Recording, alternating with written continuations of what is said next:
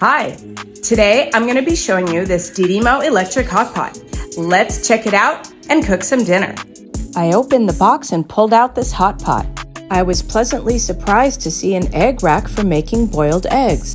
This hot pot definitely gets hot. All the instructions for use, plus the proper precautions, are all here. Next, I discovered the power cord.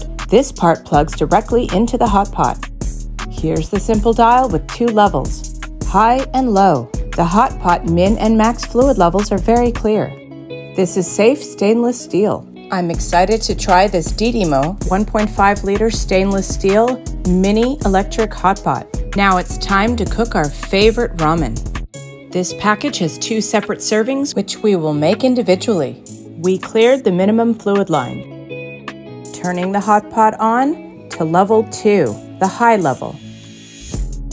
Keep on stirring. This ramen soup heated up very quickly. Now it's time to add the noodles. And now for the pork. This ramen is so quick and easy to cook in this DiDimo hot pot. Stirring it up again. Getting ready to add the finishing touches. And now for the vegetable topping. After we stir in the vegetable topping, we'll turn it down to level 1 and begin to lower the temperature. This ramen soup smells delicious.